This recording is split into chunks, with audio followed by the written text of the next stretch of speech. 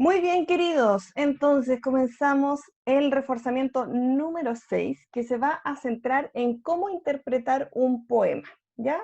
El objetivo principal de esta clase va a ser analizar e interpretar poemas o un extracto en realidad de el libro Poemas y Antipoemas de Nicanor Parra, ya que es la lectura complementaria que ustedes van a tener, ¿sí?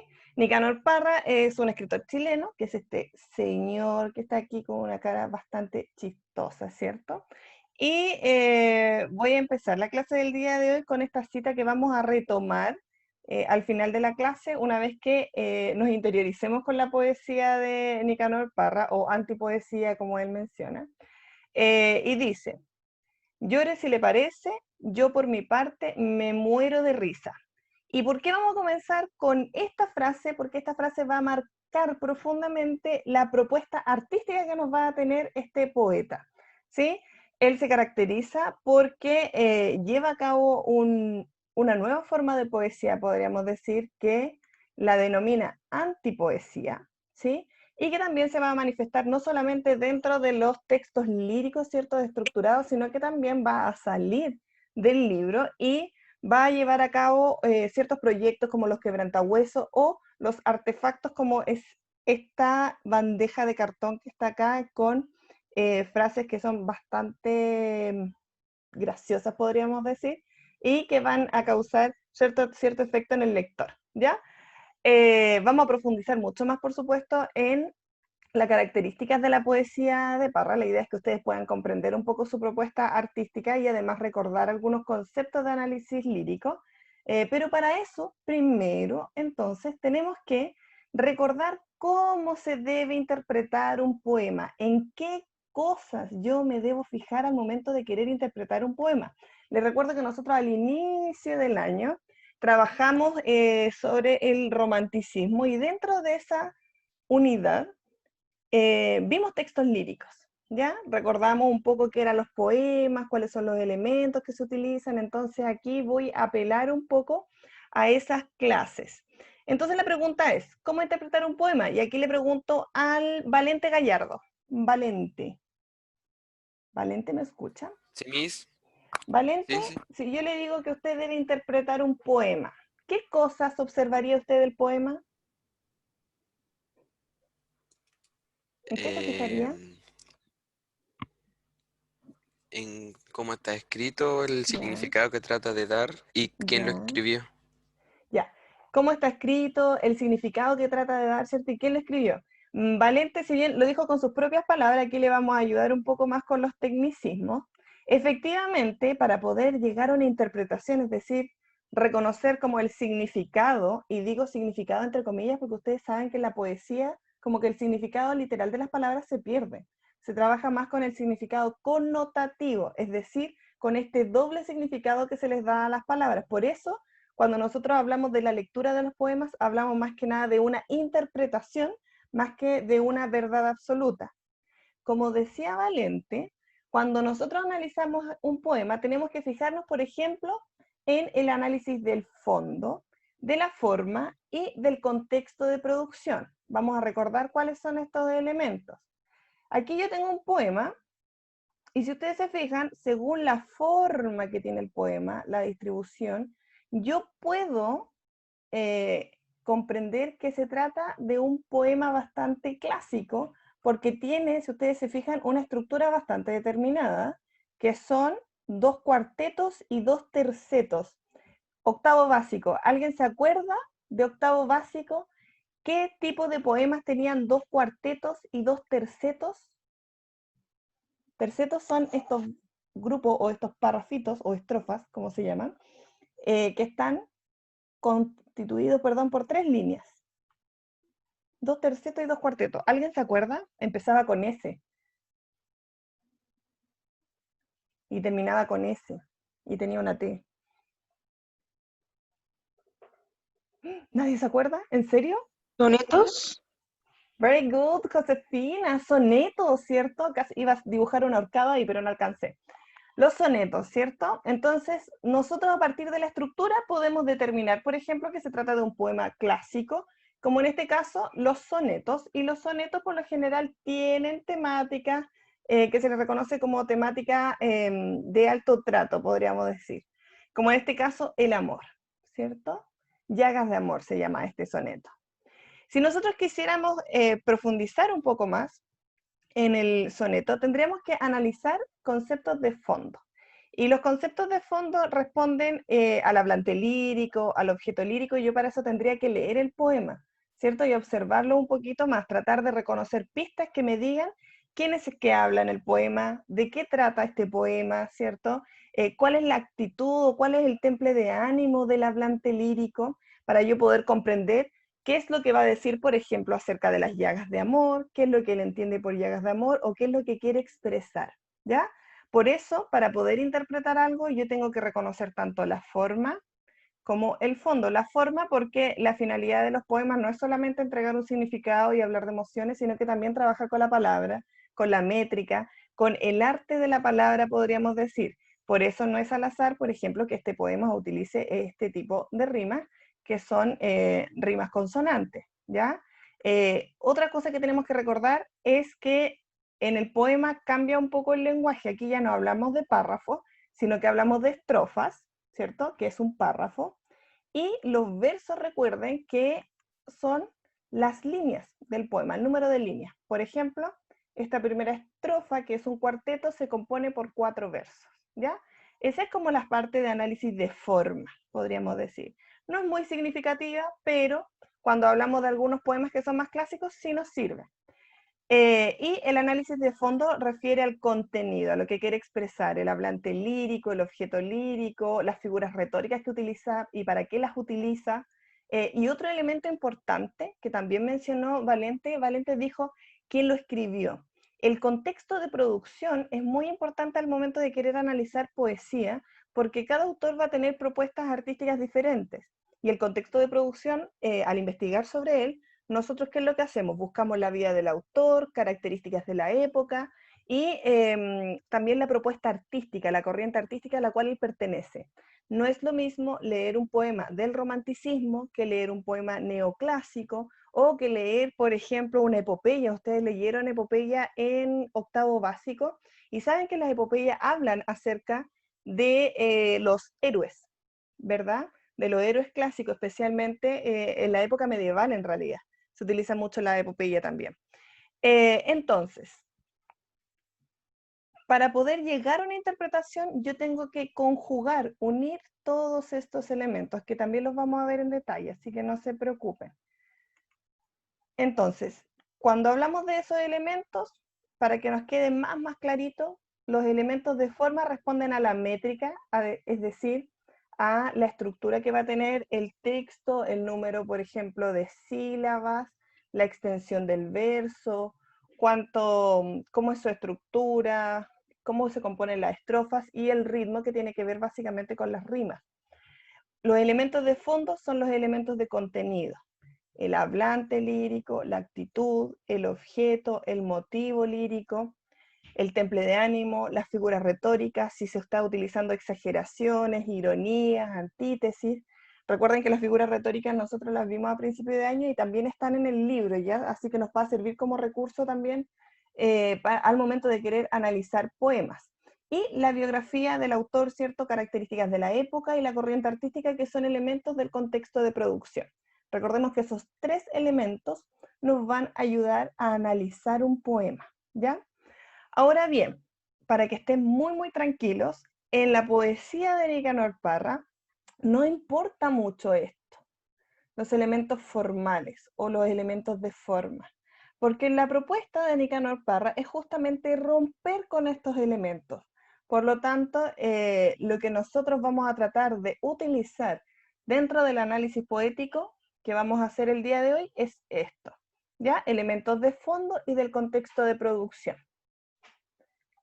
Entonces, partamos con el contexto de producción de la obra de Poemas y Antipoemas de Nicanor Parra. Lo primero que tenemos que decir es que Nicanor Parra es un autor chileno, nacido en San Fabián de Alico, provincia de Ñuble, y si ustedes se fijan, él vivió entre los años 1914 y 2018, es decir, vivió varios años, ¿cierto?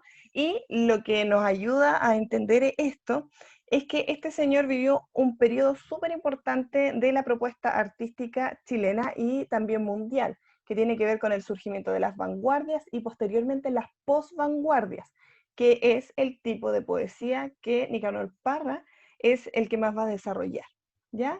¿De qué se trata esto? El poema de Nicanor Parra, o el poeta Nicanor Parra, lanza o publica uno de sus primeros libros, que es Poemas y Antipoemas, en 1954. En este momento, como yo les decía, surgen las vanguardias, que lo que buscan es romper la estructura normal de la poesía, es decir, ya no van a escribir poemas respetando la métrica, sino que muchas de las corrientes artísticas que se van a dar en el momento lo que van a buscar es componer poesía nueva. Ahora, Nicanor Parra va un poco más allá porque no trata solamente de componer poesía nueva, porque lo que él quiere es salirse de la poesía, que los poemas sean mucho más cercanos a las personas y por lo tanto lo que va a hacer él, en este caso, es romper con la poesía estructural, ¿cierto? Abordando temas más cotidianos. Ya no va a hablar del amor, sino de temas tan cotidianos como, por ejemplo, el tomar desayuno, ¿ya? O ir a pasear a la plaza. ¿Ya? Son cosas que la gente vive habitualmente y él lo lleva a la poesía.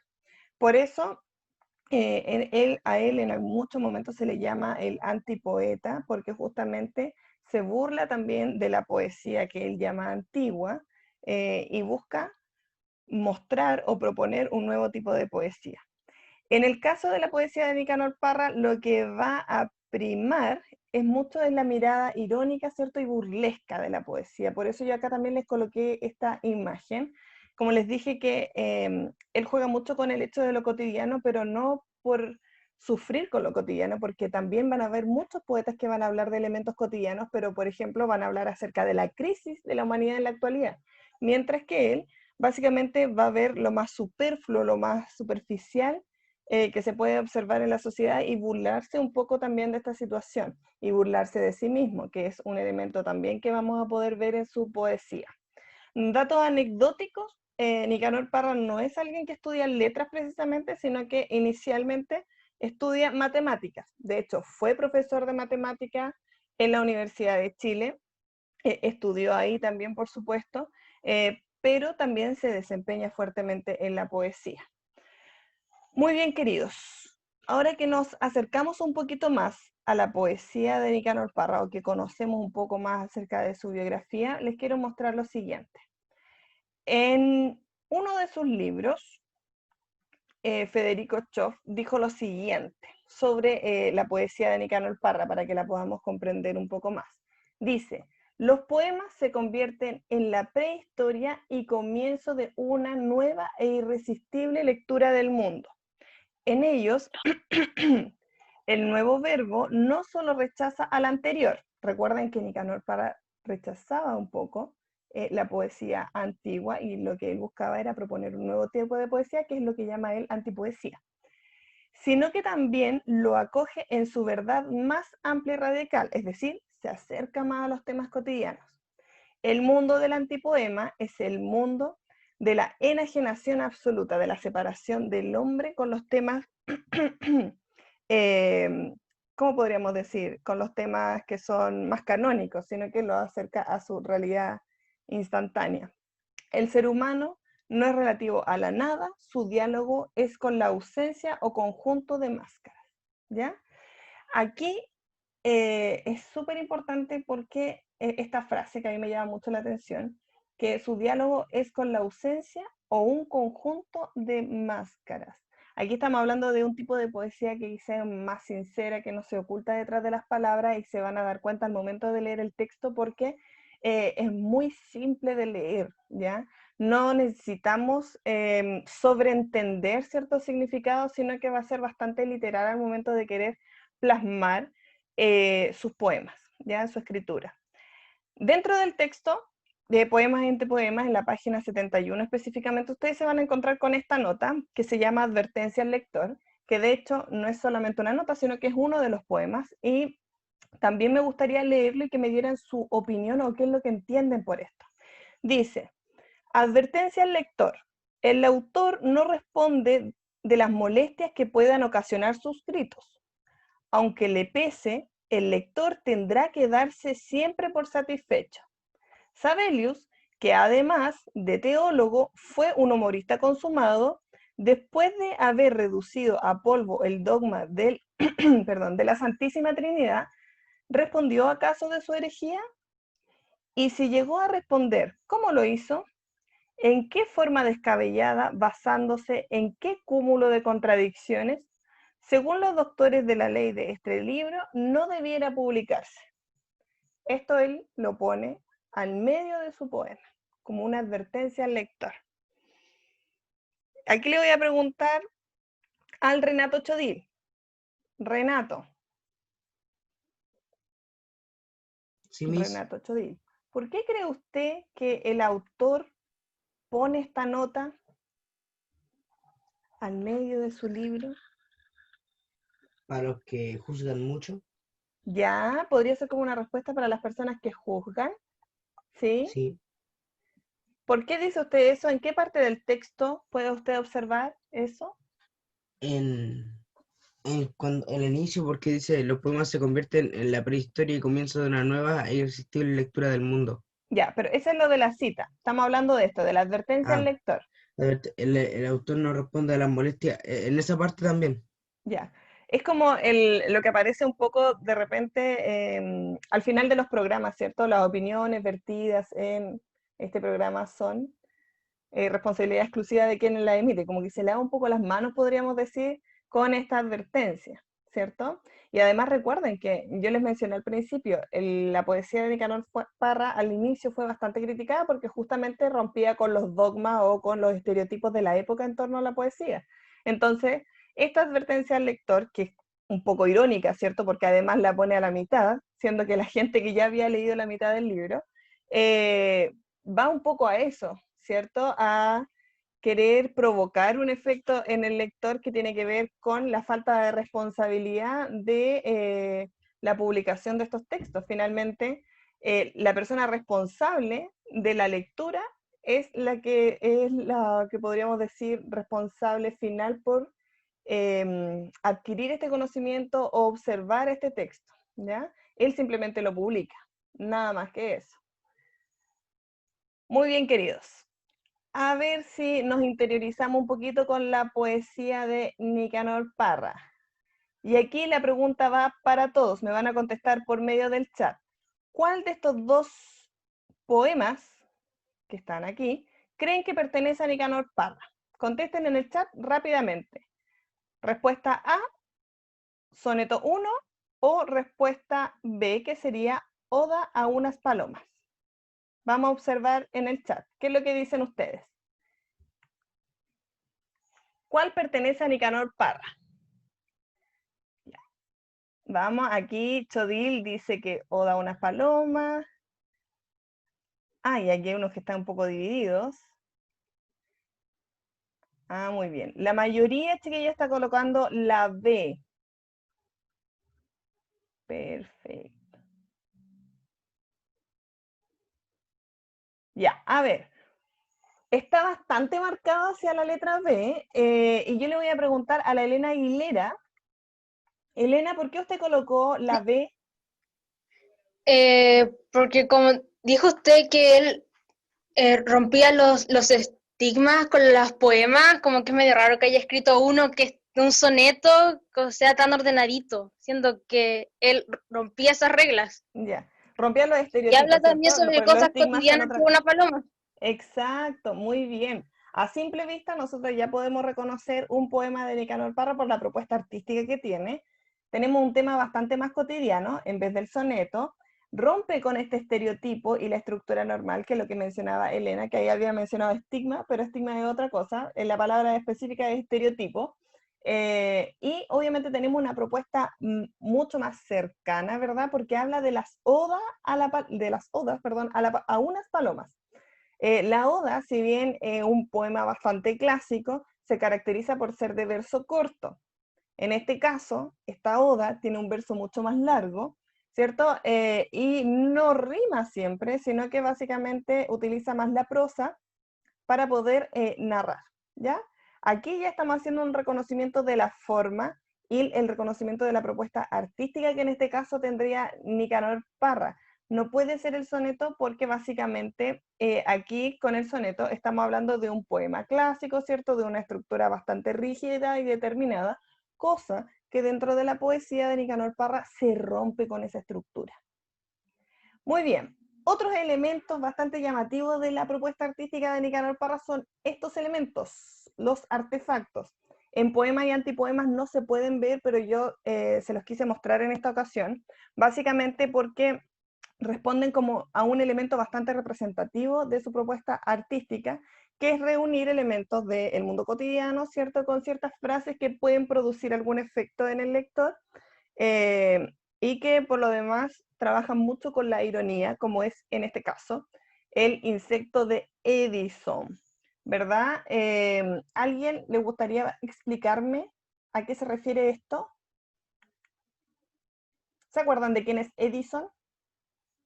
¿O de qué Edison estaríamos hablando acá?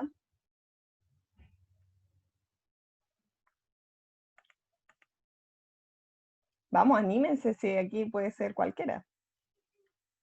¿Qué Edison será este?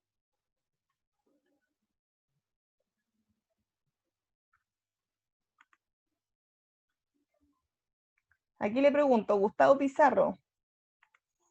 Gustavo Pizarro. Sí, Miss. Gustavo, ¿qué entiende usted por lo que está observando en pantalla? ¿Qué es lo que quiere hacer el autor con esto? ¿Cuál es la relación que podemos encontrar? ¿Qué Edison será?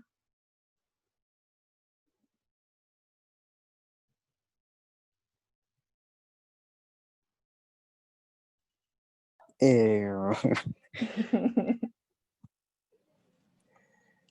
me pilló, ¿sabes? Pensemos, ¿qué es este objeto, Gustavo? Lo primero que tenemos que observar. Una ampolleta. Ya, es una ampolleta rota, ¿cierto?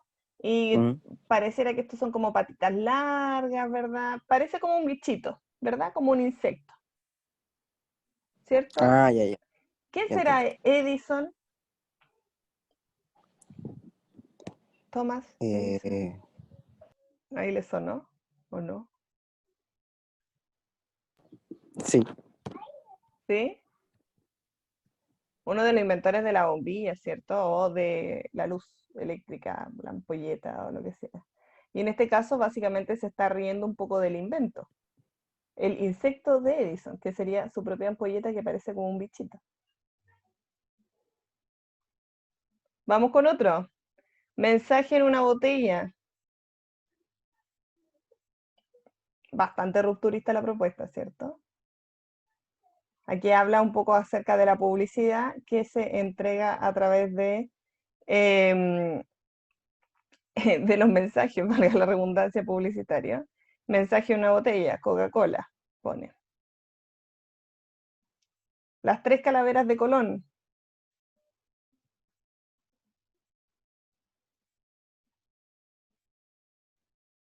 ¿Eran calaveras o era otra cosa? ¿Cuál era el nombre original de esto?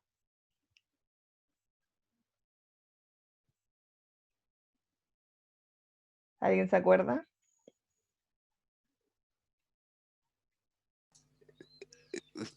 ¿Eran los barcos o no? Exacto, los barcos, muy bien. Quizás, Y eran las tres carabelas. exacto, las tres calaveras. Caraveras, ya se me enredó la lengua. Quizás esto lo podríamos asociar también con el número importante de muertes que trajo a Latinoamérica la llegada del español, ¿ya? Quizá ahí podríamos tener alguna interpretación. Bueno, además de los poemas, como yo les mencionaba antes, la propuesta de Nicanor Parra se va a basar también en la presentación de estos artefactos que buscan jugar un poco con la ironía y que la gente vea la poesía, podríamos decir, no como algo lejano a ellos, sino como algo de disfrute, de gozo, y que se relaciona mucho con la risa y la satisfacción. Y otro elemento súper importante de su poesía es este monito que está acá, este dibujo que es un corazón con pies y manos, ¿cierto? Y que se va a caracterizar mucho dentro de su poesía porque muchos de esos artefactos que son bandejas de cartón va a aparecer justamente este señor. Y dice, y tú me lo preguntas, antipoesía eres tú, ¿ya? Como una referencia a lo cotidiano, a lo más cercano al lector, ¿cierto? Esa es como la propuesta final de Nicanor Parra. Ahora, mis queridos, para que podamos llevar a cabo esto, vamos a hacer una actividad muy, muy cortita, donde ustedes van a leer un poema que se llama Autorretrato, y lo que tenemos que buscar básicamente es lo siguiente. ¿Quién es el hablante lírico del poema? Para buscar el hablante lírico, recuerden que ustedes deben preguntarse, ¿quién es el que habla en este poema? ¿Ya? Esa pregunta es clave. Después, ¿cuál es el objeto lírico? Es decir, deben preguntarse de qué habla este poema, de qué trata, ¿cierto? ¿Cuál es como el tema central, podríamos decir? Después, aquí se me repitió una vez. ¿Por qué este poema se titula Autorretrato? Ahí es súper importante que ustedes puedan relacionar el título del poema con el cuerpo del poema. Según lo leído, ¿qué imagen tiene el hablante de sí mismo? ¿Cómo describirías el ánimo del hablante? Eso obviamente recuerden que lo deben responder justificando sus respuestas con citas del texto. Y este poema, mis queridos, lo tenemos aquí. Este es el poema que van a leer, es muy, muy cortito. Para eso vamos a dividir el curso en 4 grupos y van a tener 10 minutos para responder a grosso modo las preguntas para que después nosotros podamos hacer la revisión entre todos, ¿ya? Vamos a pausar entonces esto, nos vamos a reunir en los grupos. Las preguntas que se planteaban es, por Dios, ¿quién es el hablante lírico del poema? ¿Cuál es su objeto lírico? ¿Por qué este poema se titula Autorretrato? Según lo leído, ¿qué imagen tiene el hablante de sí mismo? ¿Y cómo describiría el ánimo del hablante?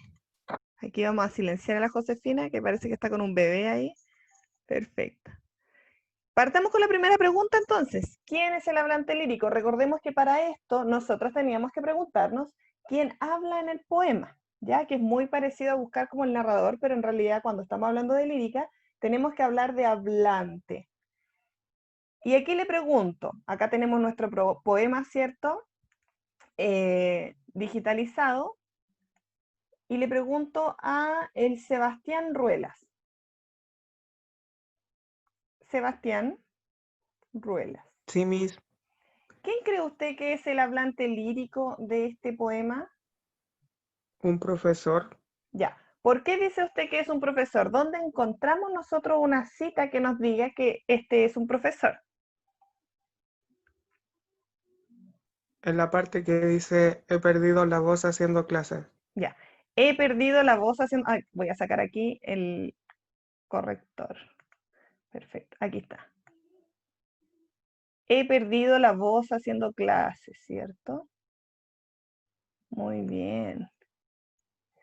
A partir de esa cita, nosotros podemos llegar a la conclusión de que este sujeto es un profesor, ¿cierto? A partir de este dato que se nos da. Como yo les mencionaba, la poesía de Nicanor Parra no requiere una interpretación de muchas figuras retóricas porque básicamente su poesía es bastante literal, ¿ya? Pero lo que nos va a llevar a una interpretación es la respuesta a las otras preguntas, que son, ¿cuál es su objeto lírico? ¿Ya? Muchas gracias, Sebastián, súper bien. Josefina, no, la Josefina ya nos ayudó hoy día en la clase. Vamos con la Génesis. Génesis Cayupán. Sí, Recordemos que el objeto lírico es el tema del poema. Sabemos que está hablando un profesor, ¿cierto? Como decía Sebastián. Pero, ¿de qué tema está hablando este profesor? ¿De qué se está hablando en este poema?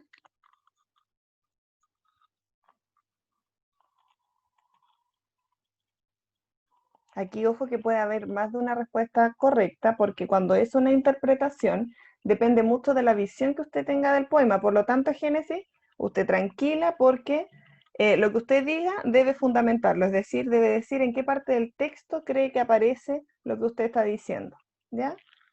¿De qué habla este poema? Sabemos que habla un profesor, pero ¿qué es lo que dice? ¿Habla de su profesión o habla de la vida, habla del amor? ¿De qué habla este profesor? Mm,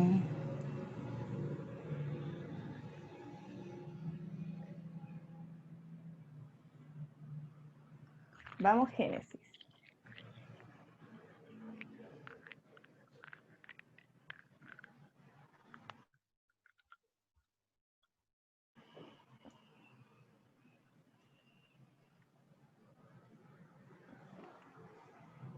¿Alguien quiere ayudar a Génesis? Si quiere tener como una respuesta acercada. Génesis, no. usted, los demás.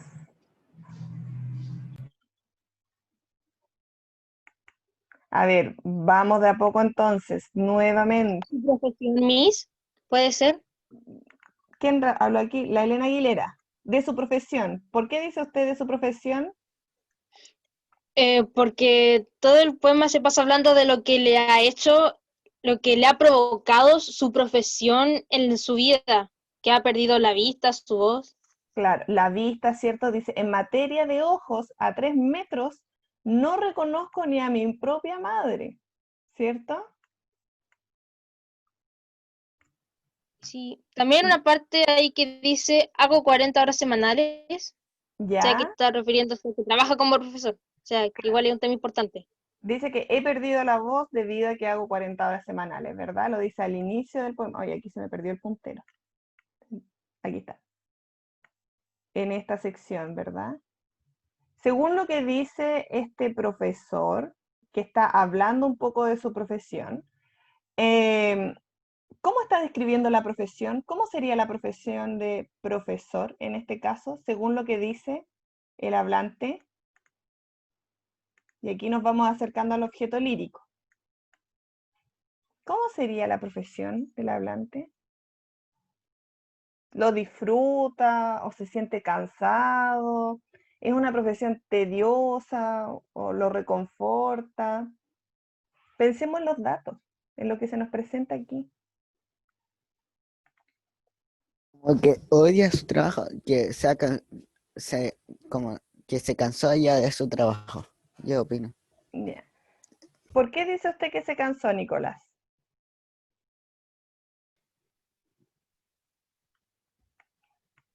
Perdón, me se no había caído el tema. Sí, no se preocupe. Nicolás, aquí yo le marqué un verso. Y con dolor y con sabor a sangre.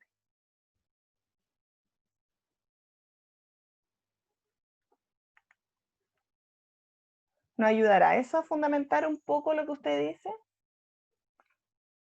¿O no, Nicolás? Sí, sí. ¿Por qué? Es que, porque más arriba dice que trabaja tanto para ganar un pan duro y con sabor a sangre. Claro.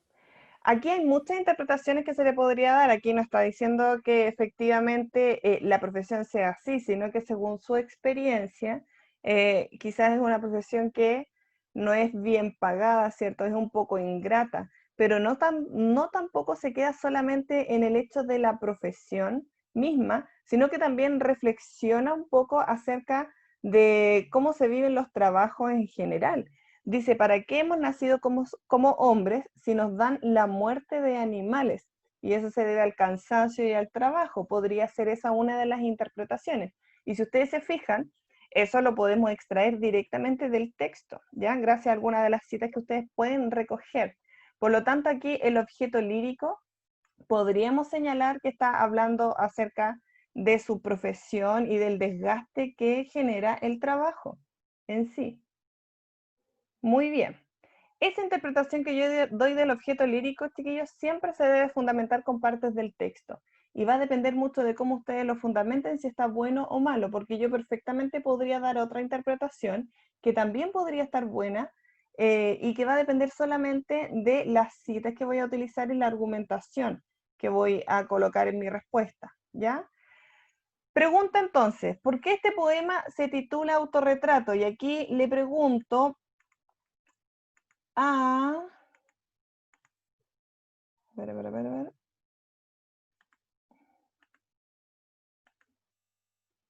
Al Vicente Morales. Vicente, ¿por qué cree usted que este poema se titula Autorretrato? Autorretrato. Vicente Morales.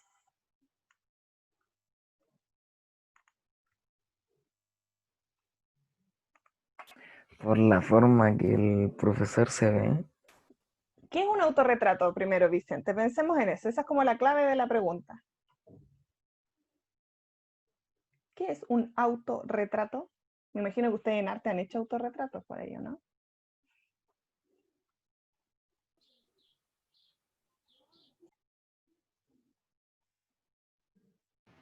Es como pintar a una persona a sí mismo, algo así. Johan, Espérame. ¿puede repetirlo, por favor? Que se escuchó muy, muy bajito. ¿Ahora sí? ¿Se escucha Sí, bien? sí. Me puse audífono. El autorretrato, Ajá, según lo que me acuerdo, era pintarse, era una pintura de sí mismo o de otra persona. ya. El autorretrato es una pintura de sí mismo, ¿cierto? El retrato es una pintura de otra persona. En este sentido, si es un autorretrato, ¿este poema de quién habla? De él mismo. De él mismo, ¿verdad? Y esa es la relación que encontramos con el autor. Recuerden que cuando vimos el contexto de producción dijimos que Nicanor Parra era profesor, justamente era profesor de matemáticas. Por lo tanto, aquí tenemos una relación directa con el autor. Y también podríamos afirmar entonces a partir de eso que el hablante lírico de este poema, solamente en esta ocasión, sí se relaciona directamente con el autor, ¿ya? Porque ustedes saben que el hablante lírico puede variar, no siempre es el autor, ¿ya? Pero en este caso específico del autorretrato, sí el hablante lírico sería el autor, el objeto lírico sería su trabajo, ¿cierto? Porque es su quehacer diario. Y la relación con el autorretrato básicamente es porque hace un poema de sí mismo, al igual que en las pinturas. Muy bien, y vamos entonces llegando casi al final de nuestras respuestas. Nos extendimos un poco más, chiquillos, pero era necesario hacer esta revisión para que ustedes entiendan como la dinámica de cómo poder analizar los poemas, porque finalmente lo que se busca en su evaluación es que ustedes respondan este tipo de preguntas, ¿ya? Según lo leído, ¿qué imagen tiene el hablante de sí mismo? Y aquí le pregunto a Sebastián Saldivia. Sebastián, ¿está ahí? Sí, Sebastián. Muy bien, Sebastián. ¿Cuál es la imagen que tendrá el autor, o perdón, el hablante lírico de sí mismo, según lo como leído en el poema? Recordemos las frases que ustedes mismos ya han ido destacando.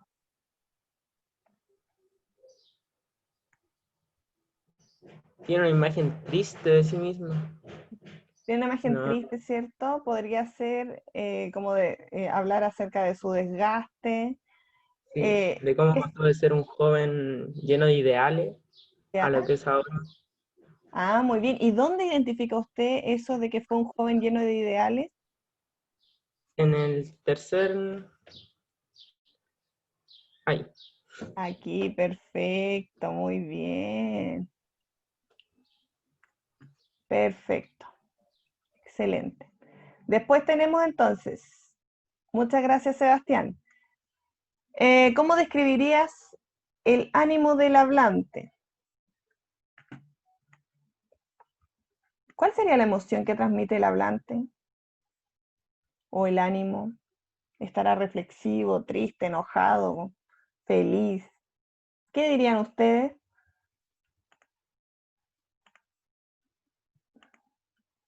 Aquí le voy a preguntar a la Renata Cid. Renata Cid, ¿está ahí?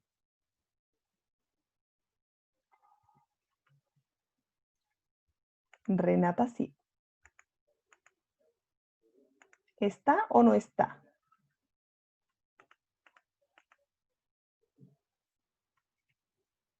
¿No? Tomás Pinto.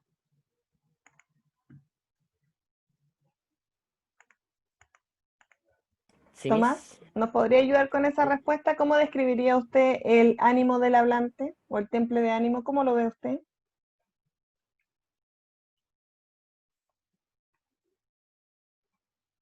Según el tipo de palabras que utiliza, las descripciones. ¿Cómo diría usted que es el ánimo del hablante, como la emoción que quiere transmitir?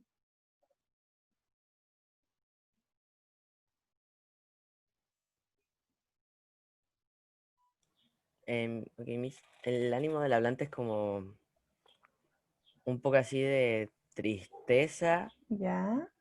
entre tristeza y otra cosa que no me sale la palabra ahora. No se preocupe. Y porque está como diciendo que lleva mucho tiempo haciendo clases, está Ya. envejeciendo, Como un poco que pesimista, podríamos decir, ujú, ¿cierto? Con sí, respecto a, que a su situación de vida. Ya, como que su vida se ha arruinado haciendo clases y todo eso. ya, perfecto. Ojo acá que esta es solamente la visión de Nicanor Parra, no sé, no crean que a todos los profesores le pasa lo mismo. Muy bien, estamos hablando de una persona que ha enseñado ya hace muchos años, ¿ya? Perfecto. Bien, Tomás, Miss, dígame. el estado se le puede decir que es como melancólico. También podría ser melancólico. Ahora, lo que sí, Isidora, depende mucho cómo tú justifiques tu respuesta, ¿ya? Si tú vas a decir que es melancólico, tienes que buscar las ideas que respalden esa melancolía, ¿ya? Y estar seguro del sentido que tiene la palabra melancolía. En este caso, melancolía es mucho más cercano a la nostalgia, es decir, como a recordar algo del pasado que añoramos o que deseamos que vuelva, ¿ya? Ahí varía un poco, por lo tanto, quizás melancólico, si tratamos de justificarlo, no vamos a encontrar como la justificación exacta, ¿ya? Ahí va a depender mucho del argumento que tú le quieras dar. Muy bien, queridos. Entonces, para poder cerrar nuestra clase, vamos a recordar algunos elementos claves que van a tener que utilizar dentro de su evaluación de comprensión lectora. Y la pregunta número 1, entonces, para poder cerrar, dice, ¿qué elementos debemos considerar para interpretar un poema? Y aquí le voy a preguntar al Gustavo Pizarro. Gustavo Pizarro. ¿Está ahí, Gustavo? La última parte, Sí, Miss. Gustavo. Muy bien, Gustavo. ¿Cuáles son los elementos que yo debo considerar al momento de querer interpretar un poema? ¿Se acuerda? Que lo mencionó Valente al inicio de la clase, me acuerdo. Y también lo vimos dentro de las preguntas. ¿Qué cosas podría yo observar en un poema?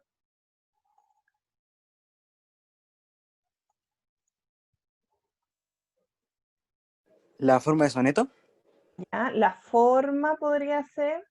Ojo también, el fondo, no todos los poemas son sonetos, nosotros vimos el soneto porque tiene una métrica súper clara, pero en realidad cuando queremos reconocer la forma, refiere a la estructura que va a tener el poema, a la métrica también, al ritmo. Cuando hablamos de elementos de fondo, y esto es como lo más importante que ustedes van a tener que considerar al momento de querer analizar la poesía de Nicanor Parra, pueden buscar al hablante lírico, actitud del hablante, el objeto lírico, el motivo, el temple de ánimo, ¿cierto? Y figuras retóricas que posiblemente se utilizan, que en su mayoría, en este caso, va a ser la ironía, ¿cierto? La exageración, entre otras figuras que puedan encontrar. Y otro elemento es el contexto de producción, la vida del autor, que nos va a ayudar bastante a poder comprender un poco cuál es su propuesta artística, ¿ya? Y la última pregunta la va a responder. Me arruiné a mí misma. Yo sola la respondí. ¿Qué es lo más característico de la obra de Parra? Recordemos que rompe con la poesía estructural de la época, ¿cierto? Abordando temas que son más cotidianos, como lo decía la Elena, me parece, entre medio de una de las actividades que realizamos hoy día.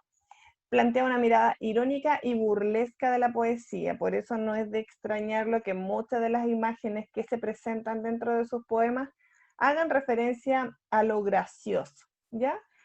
Con este tipo de poesía es con la cual ustedes se van a encontrar en el libro Poemas y Antipoemas de Nicanor Parra, así que yo espero que después de esta clase se animen un poco y comiencen a leerlo y traten de buscar, ojo, claves, hablante lírico, objeto lírico, cuál es la emoción que transmiten sus poemas, el tema, ¿cierto? El objeto lírico, relaciónenlo también con lo que vimos con respecto a su vida, ¿cierto? Trabajar mucho con la ironía, la propuesta que tiene la antipoesía. Eso también es importante que lo puedan encontrar y relacionar para que puedan dar un buen control de lectura. Ya, queridos, eso es todo por hoy. Nos extendimos un poquitito, pero en realidad era necesario hacer la revisión para que puedan tener un muy buen resultado en su evaluación de comprensión lectora. Si surgen dudas durante la lectura, ustedes saben que me pueden contactar, pueden realizarme sus preguntas a través del chat, o también al final de las clases se quedan conmigo para resolver dudas específicas con respecto a un poema que quizá a ustedes no les haya quedado muy claro o que no logren encontrar quizá una interpretación más acertada. Ya, queridos, la gente que llegó atrasada solamente se queda conmigo y los demás nos vemos la próxima semana. Que estén muy, muy bien. Chao, chao. Chao, chicos, que estén bien. Chao, Miss. Chao, mi. Cuídate. Chao, que estén bien. Que tenga un buen día, Miss. Igual.